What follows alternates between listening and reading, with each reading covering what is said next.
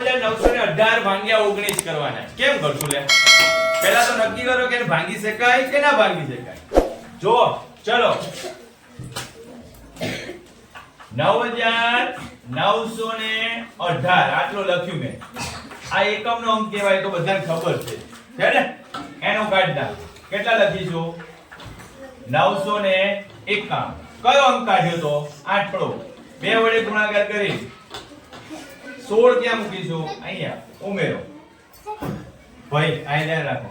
6 ને 1 7 10 બધી 1 9 ને 10. હજી 19 વડે ભાગતું નથી. ખબર નથી એટલે સાતડો કાઢી નાખો. 7 ને 2 વડે ગુણો કેટલા થાય? 14. 14 ક્યાં ઉમેરીશ? અહીંયા જોજો, ધ્યાન રાખજો. 114 આવ્યું.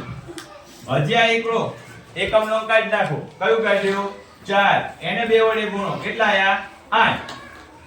અહીંયા 8 ઉમેરવાના છે એટલે 11 ને 8 કેટલા થશે ભાઈ? 19. થઈ ગયા 19.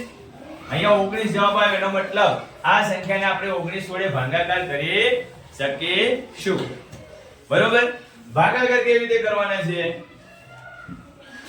9918 ભાગ્યા 19 આ રીતે આપીશ તમને. હવે એના માટે 19 નો ઘડિયો તો આવડવો જોઈએ ને. તમને મેં ઘણી બધી પેટર્ન શીખવાડી ઘડિયાની. યાદ તો હોવી જોઈએ ને. ભાગાકાર તો આપણે આમ જ કરીએ છીએ. 9918 ભાગ્યા 19 આમ કરીએ છીએ ને. પણ 19 નો ઘડિયો આવડવો જોઈએ.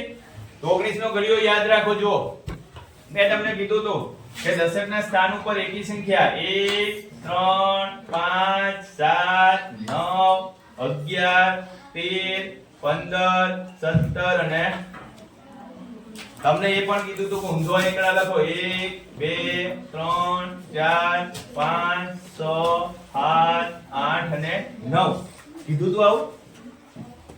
તો કેમ કરશું હવે? આ 19 પંચા 95 કરવાત ભાગીએ 9 માં 5 જાય તો 4. આ એકડો ઉતારો. 41 આવે ક્યાંય? ના, પણ 19 તો 38 તો આવે છે ને. તો 19 2 કેટલા આવશે? 19 2 38. 38 એટલે 39 ચાલે ને 41 કેટલા વધે? 3. 8 આવી ગયો ઉપર વાળો આંકડો. હવે જો 19 2 38 થઈ ગયો જવાબ ભાઈ. ભાગાકાર થાય છે કોનો? તો કે 9918 નો ભાગાકાર 19 વડે થાય છે.